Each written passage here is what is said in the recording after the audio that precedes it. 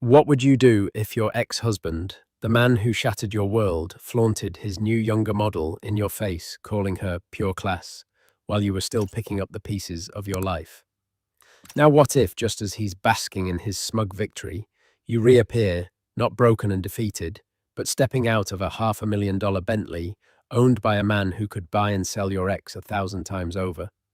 This isn't a fairy tale. This is the story of Catherine Davenport and how she served the coldest, most luxurious revenge imaginable.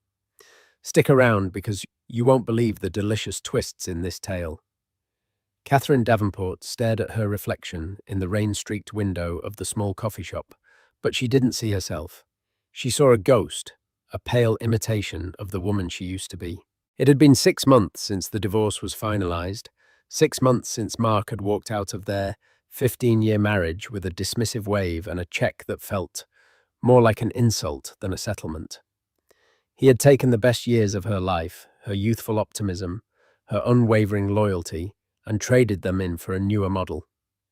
Her name was Isabel, a 20-something art gallery assistant with a vapid smile and a penchant for designer knockoffs. Mark, a man who had built his modest wealth on Catherine's quiet support and inheritances, had become insufferable in his new life. He paraded Isabel around their old haunts, a living, breathing trophy of his supposed upgrade. The last time Catherine had run into them at a charity gala she'd been attending with a friend, Mark had cornered her by the silent auction table. "Catherine, you remember Isabel?" he'd said, his voice dripping with condescension. Isabel had offered a tight, insincere smile, her eyes flicking over Catherine's simple black dress with disdain. "Of course," Catherine had replied, her voice steady despite the tremor in her hands. Mark had then leaned in, his voice a conspiratorial whisper that was loud enough for everyone nearby to hear. "You see, Catherine Isabel is, well, she's pure class, a woman of taste. You can't buy that." The implication was clear. Catherine, with her quiet elegance and preference for substance over style, was a relic of the past, a woman who lacked the refined sensibilities of his new paramour. The words had stung more than she cared to admit. They had echoed in her mind for weeks, a cruel mantra of her own perceived inadequacies. Pure class. The phrase was a dagger, twisting in the still raw wound of her betrayal. Mark had always been a master of the subtle, put down, the carefully crafted insult that left you bleeding long after the conversation was over. Catherine took a sip of her now cold latte, the bitterness of the coffee, a pale reflection of the bitterness in her heart. She was 42, starting over in a world that felt alien and unforgiving. The settlement, while not insignificant, was a pittance compared to what she had contributed to their shared life. Mark had been clever hiding assets and exploiting legal loopholes she had been too heartbroken to fight. So she was living in a small rented apartment, a far cry from the sprawling suburban home she had so lovingly decorated. She was working a part-time job at a local library, the quiet and the books a balm to her frayed nerves. It was a life of quiet desperation, a life she felt she was destined to live out in the shadow of Mark's new, glittering existence. Her phone buzzed on the table, a message from her best friend Sarah. "Drinks tonight, my treat. You need to get out of that apartment." Catherine smiled, a genuine, albeit small, smile. Sarah had been her rock, her unwavering champion through the whole sordid affair. She was the one who had dragged Catherine out of bed on the darkest days, who had listened to her endless rants about Mark and Isabel, who had reminded her time and time again that her worth was not defined by a man who wouldn't know class if it bit him on his perfectly tailored trousers. She typed back a quick reply. "Yes, please. I need a drink. Or 10. That evening, as Catherine was getting ready, she caught her reflection in the mirror again. The same ghost stared back at her, but this time something was different. A flicker of defiance sparked in her tired eyes. She was done being the victim. She was done letting Mark's words define her. She was Catherine Davenport, and she was not a woman to be trifled with. She might be down, but she was far from out. She just needed a chance, a spark to reignite the fire that Mark had tried so hard to extinguish. Little did she know that spark was about to ignite a wildfire. As she put on her favorite dress, a simple but elegant navy blue sheath that she hadn't worn in years, she felt a sliver of her old self returning. The dress was a reminder of a time before Mark, a time when she was a confident, ambitious young woman with dreams of her own. She had put those dreams on hold for him, for their family, for a life that had ultimately been a lie. No more, she whispered to her reflection. No more. She met Sarah at a chic little wine bar downtown, a place they used to frequent in their single days. The bar was buzzing with the energy of a Friday night, the air thick with laughter and conversation. For the first time in a long time, Catherine felt a sense of possibility, a feeling that her life wasn't over, that it was just beginning. "You look different," Sarah said, her eyes wide with surprise as Catherine slid into the booth. "In a good way, a very good way." "I feel different," Catherine replied, a genuine smile gracing her lips. "I'm done mourning the past. It's time to start living for the future." They ordered a bottle of expensive champagne, a celebration of Catherine's newfound resolve. As they clinked their glasses, Catherine felt a sense of liberation, a feeling that she was finally breaking free from the shackles of her past. The night was young, and for the first time in a very long time, so was she. 2 months later, Catherine was a different woman. The quiet librarian had been replaced by a confident, radiant version of herself. She had taken a course in art history, a passion she had long suppressed, and had started volunteering at a local art gallery. The work was unpaid, but it was fulfilling in a way her old life had never been. She was surrounded by beauty, by history, by people who appreciated her intellect and her passion. One rainy Tuesday afternoon, as Catherine was cataloguing a new collection of modern sculptures, a man walked into the gallery. He was tall, with a rugged, handsome face and eyes the colour of a stormy sea. He was dressed in a bespoke suit that probably cost more than her car, but he wore it with an air of casual indifference. He moved with a quiet confidence that was both intimidating and alluring. He introduced himself as Damien Sterling, a name that meant nothing to Catherine at the time. He had a keen eye for art, and they spent the next hour discussing the sculptures, their conversation flowing as easily as if they had known each other for years. He was intelligent, witty, and surprisingly down-to-earth for someone who exuded such an aura of wealth and power. When he left, he handed her his card. "If you ever want to discuss art over dinner, give me a call," he said, his voice a low, rumbling baritone that sent a shiver down her spine. Catherine had stared at the card for a long time after he left. Damien Sterling, CEO of Sterling Industries. A quick Google search had revealed that he was not just a successful businessman, he was a billionaire, a titan of industry, a man whose name was synonymous with power and influence. She had almost thrown the card away, convinced that a man like him would have no real interest in a woman like her. But then she remembered her promise to herself, her vow to embrace life and its possibilities. So she had called him. Their first date had been a whirlwind of luxury she could have only dreamed of. A private helicopter ride to a Michelin-starred restaurant on a secluded island, a moonlit walk on a private beach, a conversation that delved into their deepest hopes and fears. Damien was nothing like the arrogant, self-obsessed men she had encountered in her previous life.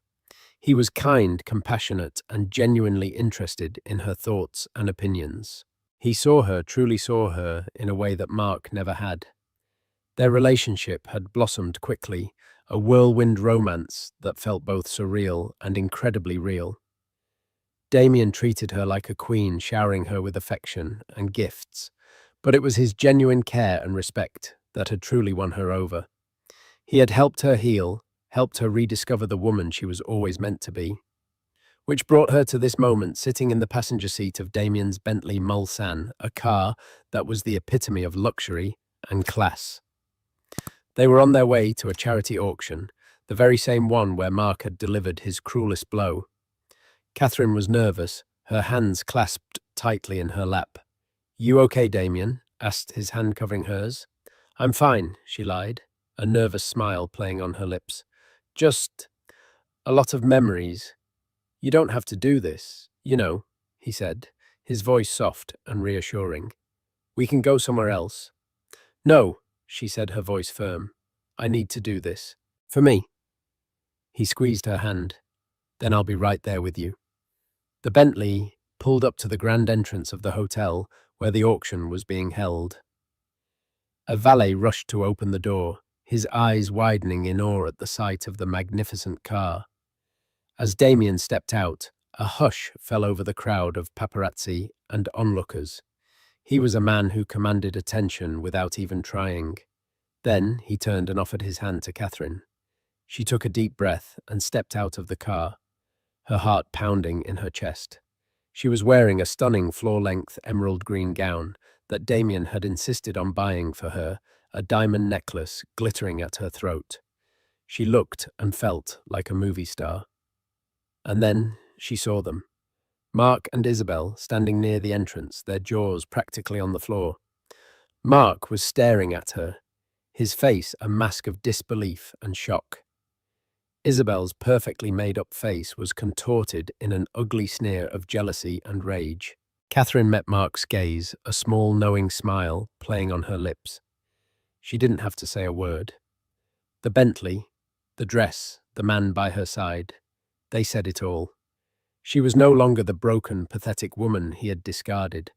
She was a phoenix risen from the ashes of their marriage, more beautiful and powerful than ever before. As Damien wrapped his arm around her waist and guided her towards the entrance, Catherine couldn't help but savor the moment. This was not about revenge. Not really. It was about redemption. It was about reclaiming her power, her self-worth, her life. And as she walked past her ex-husband, leaving him standing there in stunned silence, she knew with absolute certainty that the best was yet to come. The look on his face was worth more than any settlement, more than any apology. It was the look of a man who had just realized he had made the biggest mistake of his life.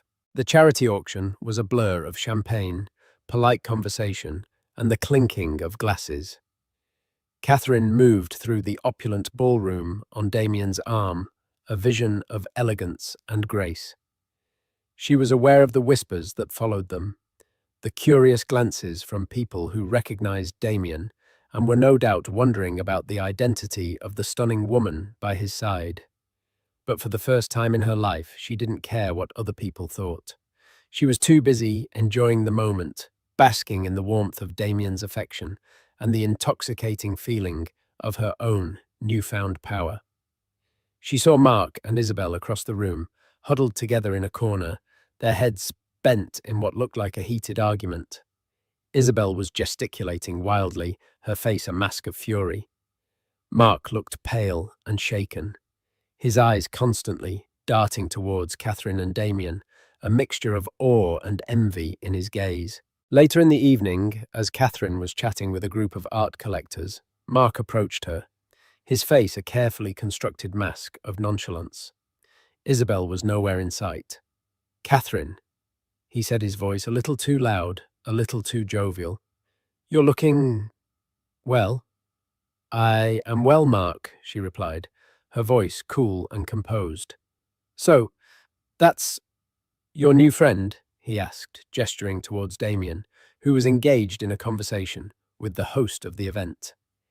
"He is," she said, a small smile playing on her lips. "Impressive car," he said, trying to sound casual, but the jealousy in his voice was palpable. "He must be doing well for himself." "He is," she repeated, her smile widening. Mark's facade of nonchalance began to crack. "Look, Catherine, about what I said. At the last auction, I was out of line. I was going through a lot, and you were a cruel, condescending jerk," she finished for him, her voice laced with an icy calm. "Yes, I remember." Mark flinched as if she had slapped him. I'm sorry." He stammered, his eyes pleading with her for some kind of absolution. Catherine looked at him, at the man who had caused her so much pain, and she felt Nothing. The anger, the hurt, the bitterness, it was all gone. All that was left was a sense of pity. Pity for this small, insecure man who had to put others down to feel good about himself. "I don't need your apology, Mark," she said, her voice softening slightly. "I'm happy, truly happy, and I hope for your sake that you can find some semblance of happiness too." With that, she turned and walked away, leaving him standing there, his apology hanging in the air like a bad smell. She found Damien by the French doors that led out to the terrace. He was looking at her, a proud, loving smile on his face. "Everything okay?" he asked, his hand finding the small of her back. "Everything is perfect," she said, leaning her head on his shoulder. They stepped out onto the terrace, the cool night air a welcome relief from the stuffy ballroom. The city lights twinkled below them, a sea of a million tiny stars. He apologized. "You know," she said, her voice a soft whisper. "And what did you do?" he asked, his thumb gently caressing her back. "I told him I didn't need it," she said, a sense of peace washing over her. "And I meant it. I'm finally free of him, Damien. Truly free." He pulled her closer, his lips finding hers in a tender, passionate kiss. "I'm glad," he whispered against her lips, "because I have no intention of ever letting you go." As they stood there, wrapped in each other's arms, Catherine knew that this was not just a fairy tale romance. It was real, it was deep, and it was something she had never thought she would find again. She had not just found a new love, she had found herself. And that was the greatest treasure of all. Meanwhile, inside the ballroom, Isabel had finally found Mark. Her face was a thundercloud of rage. "What was that all about?" she hissed, her voice low and venomous. "You were practically begging her for forgiveness." "I was just being polite," Mark muttered, avoiding her gaze. "Polite. You look like a pathetic puppy dog begging for scraps," she sneered. "And did you see her? That dress, that necklace, and that man. He's Damien Sterling, Mark. Do you have any idea who he is?" "I know who he is," Mark said, his voice barely a whisper. "And you just let her walk all over you?" she demanded, her voice rising in pitch. "You who told me she was a washed-up, pathetic nobody. You who told me I was the classy one. I didn't know." Mark stammered, his face pale, with a mixture of fear and humiliation. "Well, you know now," she said, her voice dripping with contempt. "And let me tell you something, Mark. You better fix this. You better find a way to get back what you lost. Because I'm not going to be the consolation prize in your pathetic little life." She turned on her heel and stormed off, leaving Mark alone in the middle of the crowded ballroom, his world crumbling around him. He had thought he had it all: the beautiful young mistress, the successful business, the life of luxury he had always craved. But in one single evening, it had all turned to dust. He had lost Catherine, the one person who had truly loved him, and he had gained what? A shallow, materialistic woman who would leave him the moment a better offer came along. He looked across the room at Catherine, laughing with Damien Sterling, a picture of pure, unadulterated happiness. And for the first time, he saw her not as his ex-wife, not as the woman he had discarded, but as the woman he had lost. The woman who was and always had been pure class. And in that moment, he knew with a gut-wrenching certainty that he had made the biggest mistake of his life, a mistake that would haunt him for the rest of his days. The weeks that followed the charity auction unfolded like a dream Catherine had forgotten she was capable of having. Life with Damien was a whirlwind of breathtaking experiences that systematically erased the grey monotony of her recent past. One week, they were in a private villa in Tuscany, learning to make pasta from a cheerful nonna and drinking Chianti as the sun set over rolling hills. The next, they were navigating the vibrant, chaotic souks of Marrakesh, his hand a constant, reassuring presence at the small of her back. He introduced her to a world she had only read about, a world of art, culture, and effortless luxury. He didn't just spoil her with material things. He nurtured her soul. He would listen for hours as she spoke about her rekindled passion for art history, his questions sharp and insightful. He remembered the name of her favorite sculptor, and a week later a rare monograph on the artist's work would appear on her bedside table. He celebrated her intellect, cherished her opinions, and looked at her with an adoration that made her feel like the most captivating woman in the world. For the first time since Mark's betrayal, Catherine felt whole. She felt seen, yet even in the brightest Tuscan sun, a small persistent shadow lingered.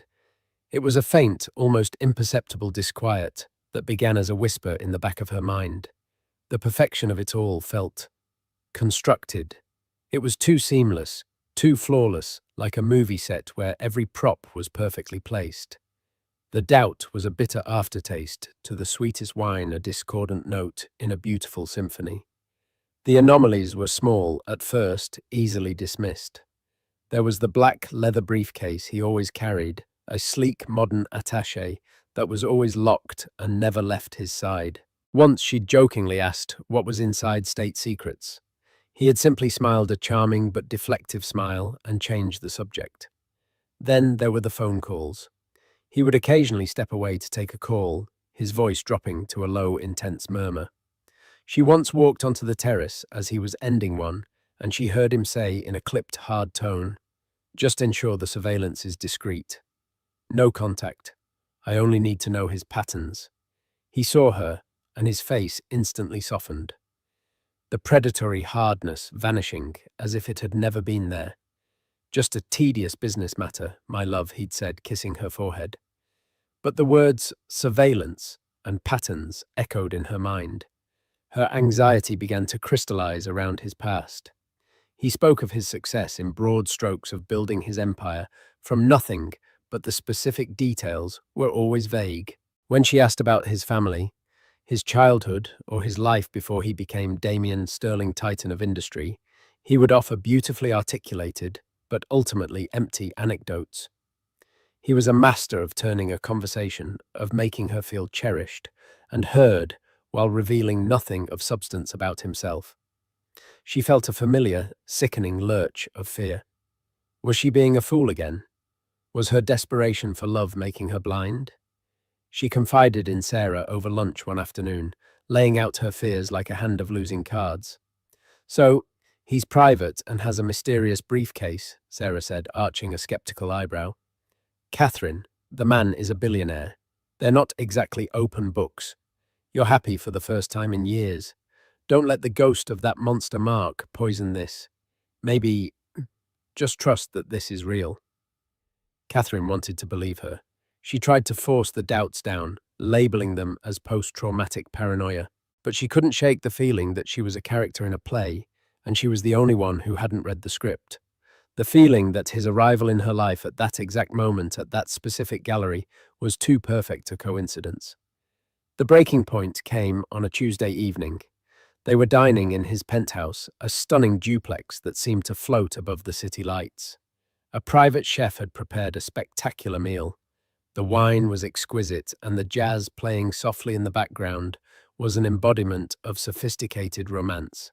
It was perfect, and the perfection was suffocating her.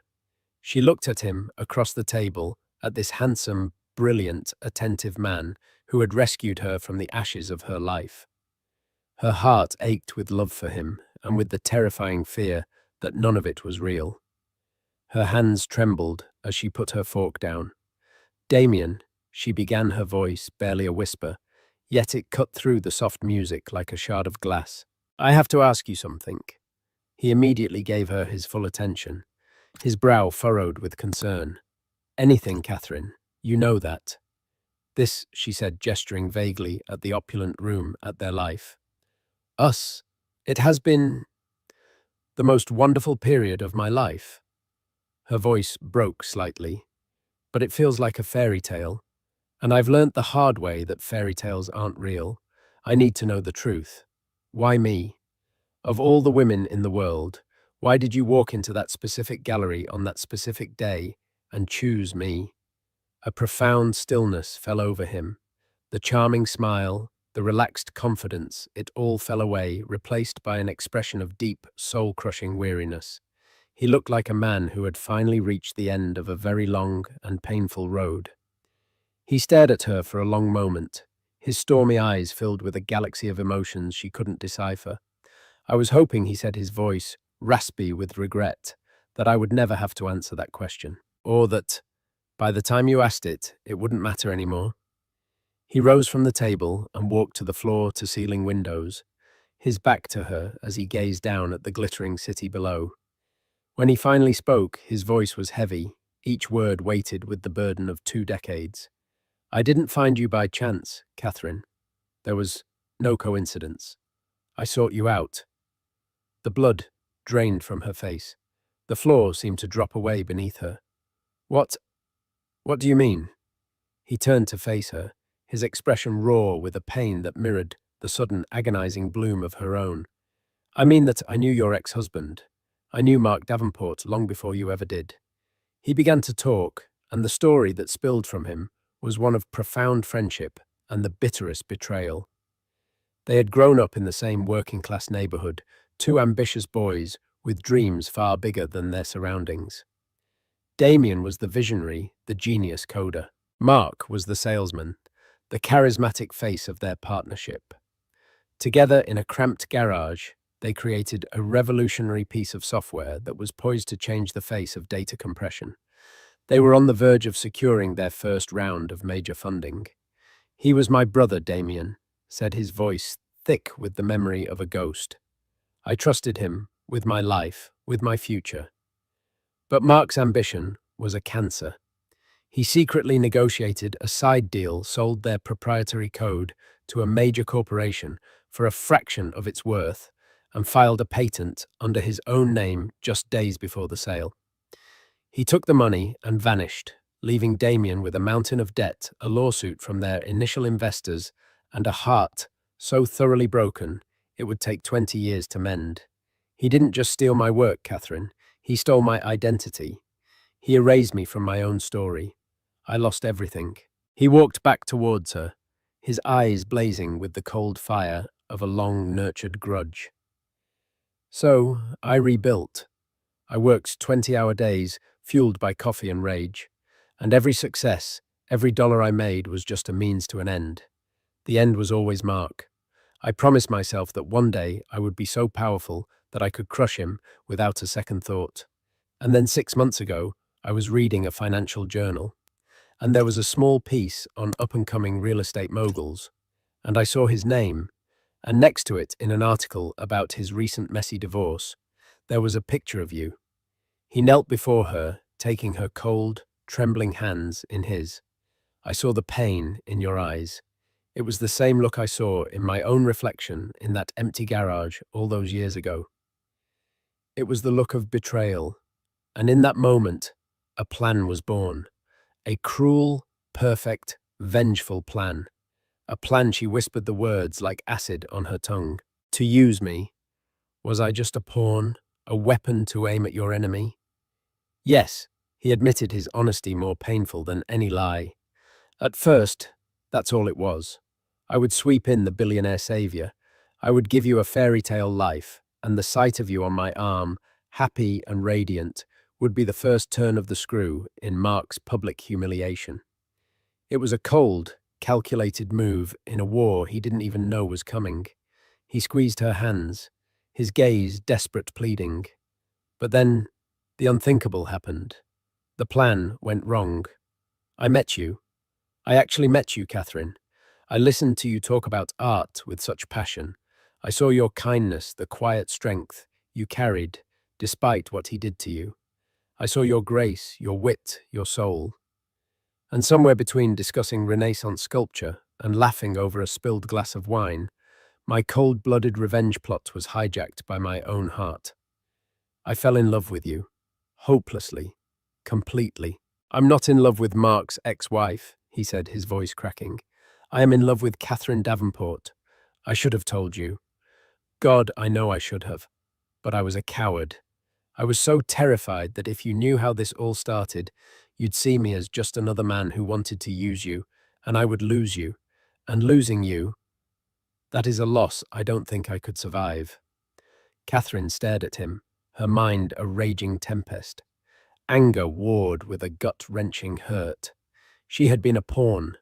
Her fairy tale was founded on a lie. But beneath the storm, a strange current of empathy stirred. She looked into his eyes and saw not a manipulator, but another of Mark's victims, one whose wounds were far older and deeper than her own. They were two people bound by the collateral damage of one man's insatiable greed. She pulled her hands from his and stood up, walking to the window herself. For a long moment she just breathed, watching the distant impersonal lights of the city. Mark had tried to destroy them both. He had almost succeeded. And now, fate or Damien's calculated plan had brought them together. What was she to do? Walk away and prove Mark the victor in both their stories? Or she turned back to face him. The tears were gone, replaced by a glint of steel in her eyes that Damien had never seen before. A cold, magnificent fury. "He didn't just steal a company from you, Damien," she said, her voice low and steady. "He stole 15 years of my life. He tried to extinguish my spirit, and he almost succeeded." A slow, dangerous smile touched her lips. "You wanted to use me as a weapon. Fine, but a weapon doesn't just want to be brandished. It wants to be fought."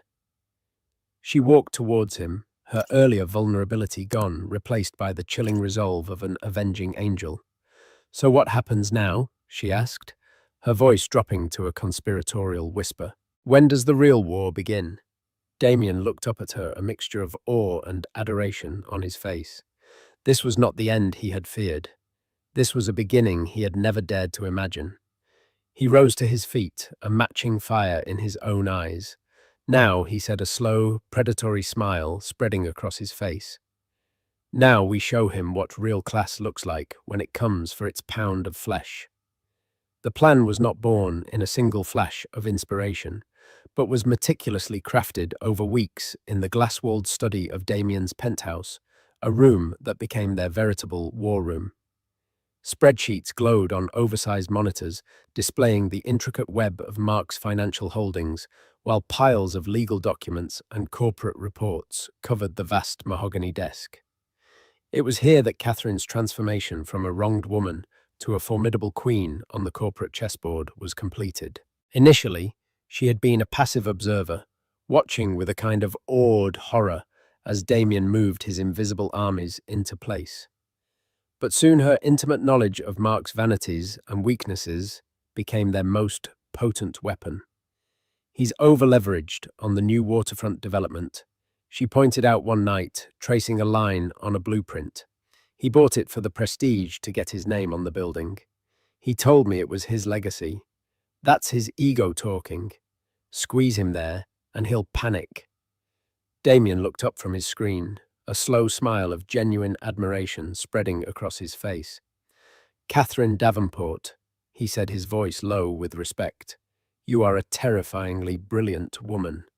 She felt a blush rise to her cheeks, but it wasn't from shyness. It was the hot thrill of empowerment. She was no longer just a victim of Mark's story. She was actively, ruthlessly co-authoring its final chapter.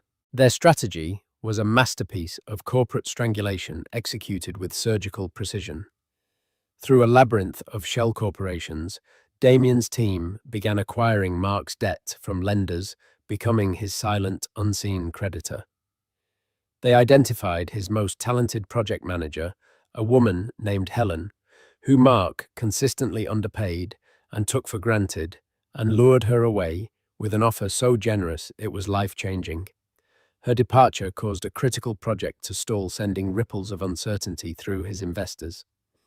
The crown jewel of their strategy was the sabotage of the Apex Tower deal, a partnership that would have secured Mark's company for the next decade.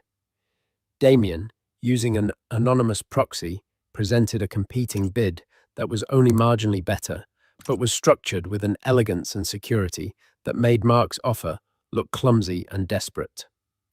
When the news broke that Mark had lost the deal, he flew into a volcanic rage. Catherine could picture it perfectly. Mark, red-faced and sputtering, blaming everyone but himself. His world was being systematically dismantled, and he had no idea the architect of his ruin was the man he'd wronged 2 decades ago, aided by the woman he had so arrogantly discarded. His relationship with Isabel, already a fragile construct of money and vanity, shattered under the pressure. The night before the shareholder meeting, Isabel confronted him in their sterile white-on-white apartment. "What is happening, Mark?" she demanded, her voice sharp and devoid of its usual syrupy sweetness.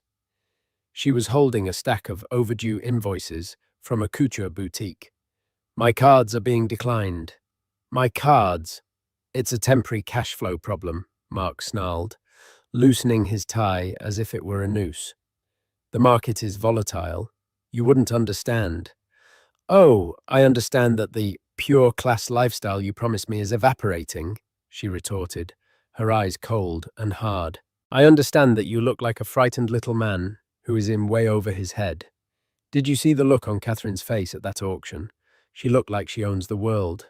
And you look like you're about to lose it." The words hit him like a physical blow because they were the absolute terrifying truth. The day of the shareholder meeting dawned grey and oppressive, a perfect mirror of Mark's mood. The hotel ballroom was filled with anxious-looking investors, their polite murmurs doing little to hide the palpable tension. Mark stood at the podium, sweating under the stage lights, launching into a desperate rambling speech about long-term growth and synergistic opportunities.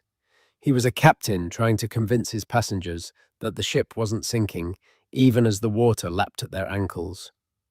It was then that the grand double doors at the back of the ballroom swung open. A hush fell over the room.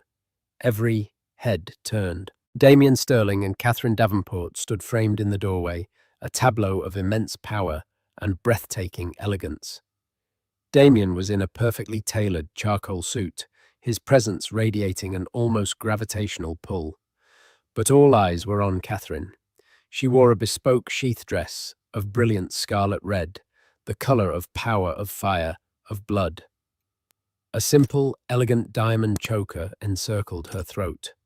Her expression was serene, her gaze level, and as her eyes met Mark's across the cavernous room, he saw no trace of the broken woman he had left. He saw his executioner. He faltered, mid-sentence, his voice catching in his throat. The carefully constructed artifice of his confidence crumbled into dust. They moved down the central aisle with unhurried grace, the crowd parting before them like the Red Sea. A nervous hotel employee scurried to place 2 chairs for them, directly in the front row. They sat, a silent, regal tribunal, their very presence a judgment. When Mark's pathetic speech finally petered out, there was a moment of awkward silence before the chairman, a man already in Damien's pocket, cleared his throat. "We will now hear from a representative of our new majority shareholder," he announced. Damien rose smoothly and walked to the podium. He didn't look at Mark. He adjusted the microphone and scanned the faces of the stunned audience. "Good morning." His voice, calm and amplified, filled every corner of the room. "My name is Damien Sterling." He paused, letting the weight of his name settle. "As of 9 a.m. this morning, my holding company, Sterling Conglomerate, completed its acquisition of a 51% controlling interest in Davenport Properties. As such, I will be assuming the role of CEO effective immediately." A tidal wave of gasps and frantic whispers swept through the ballroom. Mark's face went from pale to ashen. He looked like a man who had just seen his own ghost. Some of you may be wondering why Damien continued his voice, taking on a harder, colder edge. A massive screen behind him flickered to life. "To understand the future of this company, you must first understand its fraudulent origins." He then proceeded with the dispassionate precision of a prosecutor to lay Mark's entire life bare. An old photograph appeared on the screen, 2 young, hopeful men, Damien and Mark, standing in front of their first office. Damien narrated the story of their partnership, their shared dream. Then documents appeared, the original code they had written, the business plan. He followed it with the patent filing Mark had secretly made in his own name and the bank records showing the wire transfer from the competitor he'd sold it to. The evidence was irrefutable, a digital tombstone for Mark's career. This company, Damien declared, his voice ringing with righteous fury, was built on a foundation of theft. Its first seed money was the price of a stolen dream and a shattered friendship. It was too much for Mark. The decades of lies, the carefully maintained facade, the crushing weight of his public disgrace. It all culminated in a single primal scream of rage. He lunged from his chair, a wild animal cornered, and with nothing left to lose his target, Damien's throat. But Damien had been waiting for this for 20 years. He simply sidestepped a matador, avoiding a dying bull. Mark, propelled by his own momentum, stumbled past him, lost his footing on the polished stage, and crashed to the floor in a heap of expensive ruined wool. He lay there, gasping for breath, a broken, humiliated man. His eyes, wild and pleading, found Catherine's. She rose from her chair and walked to the edge of the stage, looking down at him, not with hatred, but with a profound and chilling finality. She took the microphone from its stand. "I am Catherine Davenport," she said, her voice clear and steady, resonating with an authority no one in that room had ever heard from her before. "For 15 years, I was married to this man. For 15 years, I supported him. I believed in him, and I built a life with him, all while he harbored this rotten secret." Her gaze then swept the room until it landed on Isabel, who was frozen in her seat, so white, her face a mask of horror. "And you?" Catherine's voice dripped with an icy contempt that made Isabel flinch. "You who were so quick to judge me. You who were paraded around as his shining example of pure class." She let the phrase hang in the air, a poisoned dart. "True class, Isabel, isn't about the label on your dress or the price of your champagne. It's about integrity. It's about character. It's about not hitching your wagon to a hollow man built on a mountain of lies. Look at your prize now." Isabel's face crumpled. With a strangled sob, she scrambled from her chair and fled the ballroom, a blur of designer fabric and public shame. Catherine placed the microphone back on its stand. The work was done. She looked at Damien, who watched her with an expression of boundless love and awe. He offered her his hand. She took it, and together they turned their backs on the wreckage of Mark Davenport's life and walked out of the ballroom, not towards vengeance, but towards the clean, bright and limitless horizon of their future. The implosion of Mark Davenport's world was not a quiet affair. It was a deafening public spectacle. The shareholder meeting had been the lit fuse, and the resulting explosion ripped through the city's financial district with breathtaking speed. News outlets, smelling blood, descended like vultures. The story was irresistible, a tale of youthful betrayal, a 20-year quest for vengeance, and the stunning rise of a scorned ex-wife. Mark's face, once a symbol of smug, self-made success, was plastered across newspapers and websites, now twisted in a permanent grimace of humiliation. He was no longer Mark Davenport, CEO. He was Mark Davenport, the fraud. His calls went unanswered. His business partners, once eager to clap him on the back, now crossed the street to avoid him. The empire he had built on a foundation of lies crumbled into dust, its assets absorbed into the new, dynamic entity that Catherine and Damien were building in its place. He lost the penthouse, the luxury cars, the custom suits. Within weeks, he had lost every trapping of the life he valued above all else. The last Catherine heard of him was through a short, pitying article in a local tabloid that Sarah had sent her, accompanied by a single word: karma. The piece described him being seen leaving a dingy walk-up apartment building, far from the glittering heart of the city, his shoulders stooped, his face gaunt and unshaven. He was a ghost haunting the ruins of his own life. For a fleeting moment, Catherine felt a pang of something akin to sadness, not for the man he became, but for the deluded man she had once loved so desperate for validation that he'd destroyed everyone in his path, including himself. She quickly dismissed the thought. Pity was a luxury he hadn't earned. He was a consequence of his own creation. Isabel's exit was as predictable as it was swift. Her brand of pure class was a currency that was only valuable when backed by a platinum card. With Mark's fortune gone, her affection evaporated. Catherine saw her once months later in the glossy pages of a society magazine. She was clinging to the arm of a leathery, ancient-looking shipping magnate, her smile fixed and bright, her eyes holding the same vacant ambition. She was a beautiful, predatory vine, forever seeking a stronger tree to climb. Damien glanced at the photo over Catherine's shoulder and remarked, dryly, "Some people never learn to build their own gardens." That Catherine thought was the perfect epitaph for both Isabel and the man she had abandoned. In stark contrast, Catherine and Damien's world was one of construction. They renamed Mark's former company Phoenix Legacy, a name that felt both defiant and deeply personal. They didn't just run it, they transformed it. Damien, with his strategic mind, saw the big picture, the market trends, the financial architecture. But it was Catherine who gave the company its soul. The quiet elegance and appreciation for substance that Mark had once mocked became their greatest asset. She spearheaded the redesign of their corporate identity, curated the art in their new offices, and insisted on an ethos of transparency and integrity that stood in sharp contrast to the company's previous incarnation. She discovered a ferocity and an acumen she never knew she possessed. In boardrooms seated beside Damien, she was not his consort, but his partner, his equal. Her insights were sharp, her instincts unerring. There were moments during tense negotiations where she would watch Damien operate and see a flicker of that cold, ruthless strategist he had been forced to become. She saw the predator that had hunted Mark down.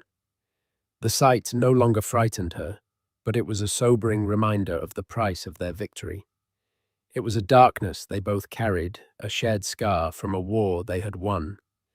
Vengeance, she learned, wasn't a clean, satisfying act. It left a residue, an echo in the quiet moments. This realization coalesced one evening several months later. They had escaped the city for their home on the coast, a modern glass house perched above the Pacific. The chaos had settled, and a new peaceful rhythm had taken its place. Yet Catherine felt a persistent low-level hum of disquiet. As they walked along the shore, the waves pulling at the sand, she finally gave voice to the question that had been haunting her. "Do you ever regret it, Damien?" she asked. Her voice almost carried away by the wind. "The way we did it, the totality of it." Damien stopped walking, his gaze fixed on the distant, blood-orange smear of the sunset. He was silent for a long time, the only sound, the cry of a lone seagull. "I don't regret taking back what was mine," he said finally, his voice low and heavy with reflection. "He built a career on my ruin. Justice required a balancing of the scales." He turned to face her, his sea storm eyes filled with a vulnerability she had only seen a few times. "But I do regret the necessity of it. I regret the 20 years I spent letting that anger fuel me. It was like an engine inside me, Damien. Everything I did, every success, every acquisition, it was all just another step on the path back to him. I was a prisoner of my own crusade." He reached out his hand, gently tucking a strand of her hair behind her ear. "I look at what he became, a bitter, hollow man, and I have to wonder, what part of me became like him? Along the way, I was so focused on the destination that I didn't realize how much the journey was poisoning me." His voice cracked slightly. "When I met you, it was the first time in 2 decades I did something that wasn't about Mark. It was about you. And I was so terrified. I was afraid that you'd see the monster he had created in me and that you'd run." Tears welled in Catherine's eyes as she finally understood the true depth of his burden. Her pain had lasted for a year. His had festered for a lifetime. "I was running my own revenge plot, you know," she admitted softly. Mine was just smaller. I just wanted to see his face when I stepped out of that Bentley. I wanted one moment of victory, but it spiraled into a corporate war. And I won't lie, a part of me loved it. A part of me loved watching him fall. And that part of me, it scares me a little. We saved each other, Damien whispered, pulling her into a fierce, protective embrace. You showed me that there was a life to be lived after revenge. You were the light at the end of a very long, very dark tunnel. And you, she murmured into his chest, you showed me that I was a phoenix, not just ashes. They stood there, locked together, as the last light of day bled from the sky, the waves washing the shore clean. It wasn't an absolution, but an acknowledgement. The past wasn't erased. Its echoes would always be there, but they were no longer ghosts haunted by it.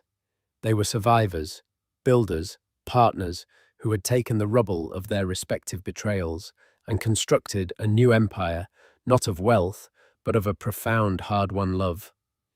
Their happily ever after wasn't a fairy tale gift. It was a fortress they had built together brick by painful, beautiful brick. And as they walked back toward the warm lights of their home, hand in hand, they knew it was a fortress that could withstand any storm. So, what's the real takeaway from Catherine's incredible story? It's more than just a tale of epic revenge. It's a powerful reminder that your worth is never determined by someone else's opinion of you. It's about finding your own strength, your own class, in the face of betrayal and disrespect. Catherine didn't just get a billionaire boyfriend. She rediscovered herself, her passion, and her power. She proves that sometimes the greatest comeback isn't just about showing up in a Bentley, it's about building a life so full and happy that the past simply fades into insignificance. If this story of empowerment and sweet, sweet justice resonated with you, do me a huge favor. Hit that like button, share this video with someone who needs to hear it, and make sure you subscribe to the channel for more true life stories that will have you on the edge of your seat. Drop a comment below and let me know what you think Mark's life is like now. And that wraps up today's story. Now we want to hear from you. Where are you watching from? Drop your city or country in the comments, and let's see how far these stories reach. If this story moved you or gave you chills, give it a like, share, and subscribe for more powerful stories. One last thing, rate the story from 1 to 10 in the comments. Your feedback helps us bring you even better ones next time. Thanks for watching. We appreciate you being part of this storytelling journey.